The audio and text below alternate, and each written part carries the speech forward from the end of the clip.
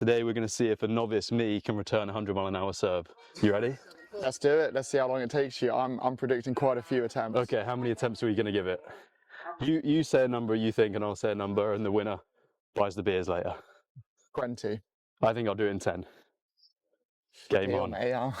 Let's go. Let's do it.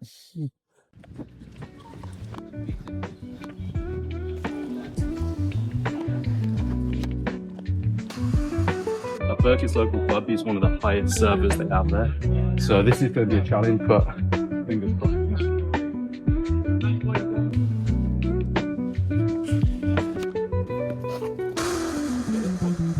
I'll let him have that. That's a good one.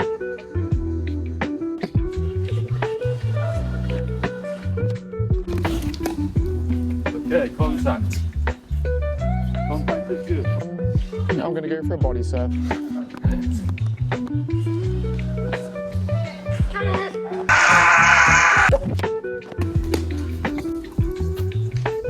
Rare. I'm not having that.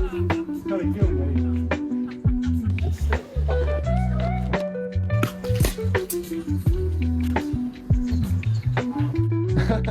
And we've lost a ball. And the last. Good stuff. Yeah. Good stuff. 4.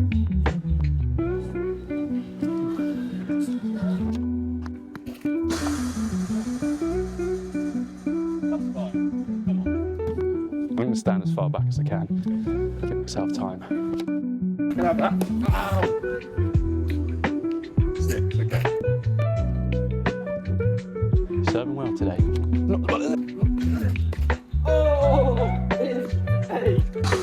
So as you can see, I managed to return Birkett's serve within 7. Now we also had a special guest with us today who was willing to give it a go.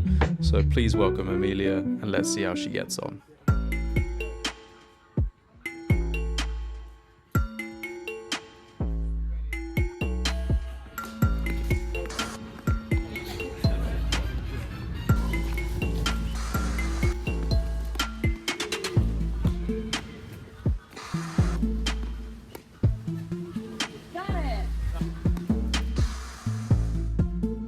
So after that bit of fun, it's time to get back on the training ground and we'll be working on serves and backhands.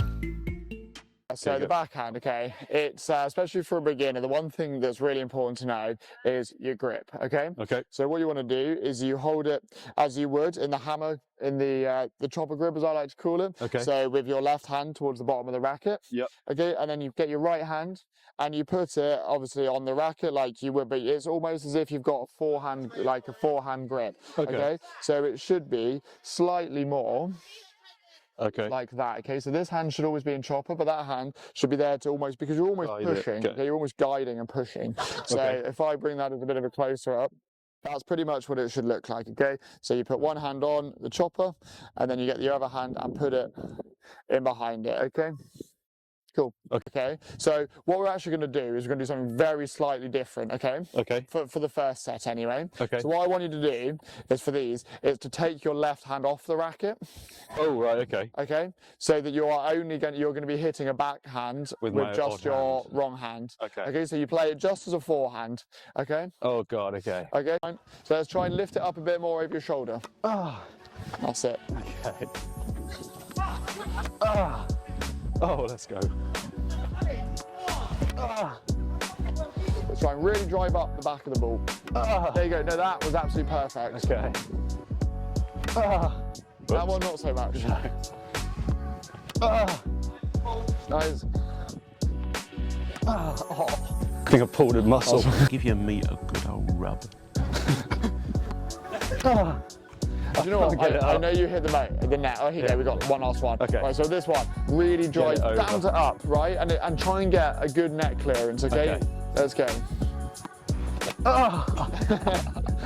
So look, I know you hit the net with pretty much all of those, but the idea is the right idea, okay? So you basically use that wrong hand to drive up the ball, okay? That's what you always do, you push it with that. Push it, okay. Can I use both hands now? Yes, we can use both. Thank you. Like you did in your forehand, but you need to come like this, and you need to step with your left foot across your body and drive. Okay. Yeah? Okay. So let's have a few to practice to start with. Step, drive. Yeah, do you know what? That's absolutely fine. Okay. Oh. Step. Dive. Okay. Okay.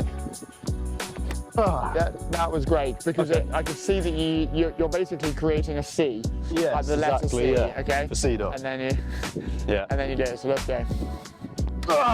Oh, Blood, yeah. We're going to be at Wimbledon this time next year at this rate. Don't I know it, baby? I'm not generating a lot of power, even though I feel like I am. But that comes later, maybe. So go back to control. Okay. Oops. Last one. Step and swing.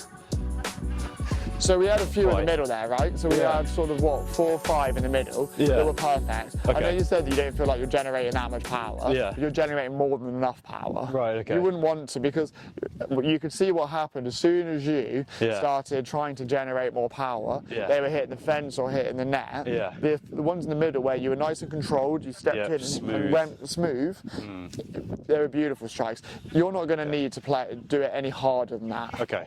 Roger that. So good work. Thank you. What we're going to do is we're just going to get Curtis to just do a couple of serves. I'm not going to tell him anything. I just want to see him serving, and then we can give him some pointers from there. So maybe hit sort of 3-4 balls, Curtis, and then we'll get started. So with my backhands now perfected, we moved on to my first serve. This was much trickier than I thought it would be, but I think we made some progress. Stick around later in this video and watch me put it all together in a little Sunday rally.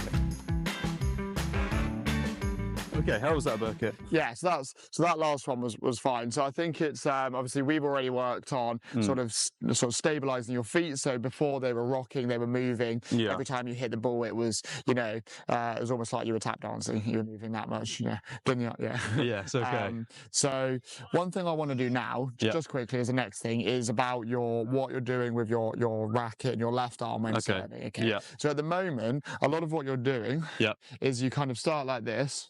And then you kind of just bring the rackets up together. You almost want to come back round. Ooh, okay, because that's where you can start to generate a bit more pace. So you almost want to, as you come back, you want to come, the racket then wants to, that's when you can get into your trophy position. Okay.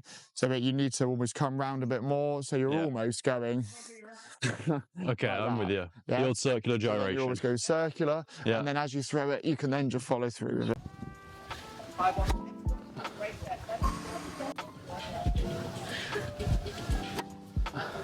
Generated a bit more power though. Yeah.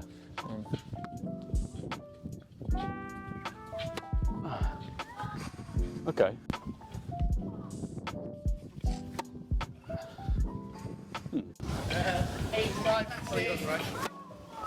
Better. So the only one thing I'm saying is you're working on this, which is absolutely fine on the throw. You're just keeping your body weight forwards. So there was no rock. Okay. Yeah, and I know there's like so many different elements to it. So it is sort of one element at a time, and then you put it all together, and hopefully then it goes together. So right. So I think your forehand, when you sort of steady it and you have you get your feet in the right place, it's a lot more steady, which is good. Your backhand actually made so much progress, especially when you were using your right hand to really sort of push and drive the ball. Yeah, I think that was a really good lesson to just use the offhand. It makes such a difference because that is the driving force behind the backhand. So it's a great thing to you can do it. Literally just do it against a wall, and you can just keep doing it if you wanted to. And your serves, as soon as you stopped moving your feet around, like Bambi on ice. Boom, roasted. Then you were absolutely fine. So, absolutely ruined me. So okay, no, I think that's a good tip as well for beginners. Is there anything else for the beginners that you would recommend as a? So one small little thing that I quite like for a serve anyway, especially if you're on your own to practice, and this is going to sound really stupid, but you literally can just go up to a fence, right? And you can literally just like catch the ball within the fence. So as if you stood next to it, you'd do your service motion, and then it would just catch it, lock it against, and just lock it against the fence, and that just really helps to be able to get your positioning right. So after a quick outfit change, we then moved straight into a little Sunday rally. I was really just trying to focus on putting into practice everything Birkett had been telling me in this session and the previous session. some of it went in, and as you can see, some of it still needs a hell of a lot of work.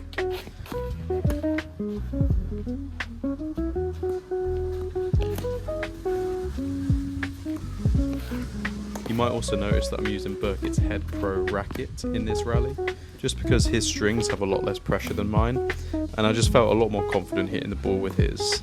So I think there might be a small change on the cards in the coming videos. I'm currently using the Babolat Pure Drive 300-gram racket, so if you do have any recommendations on what's best for a beginner in terms of string setup and racket, then please do drop it in the comments.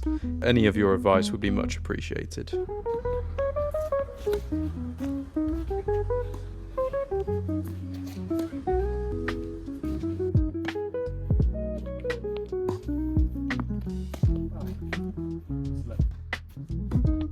As you can see, Curtis has made some minor improvements.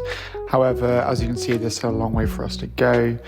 So next time we'll be working on his volleys and making sure his footwork is in the right place and body position to try and help him build his game even further. So catch us then.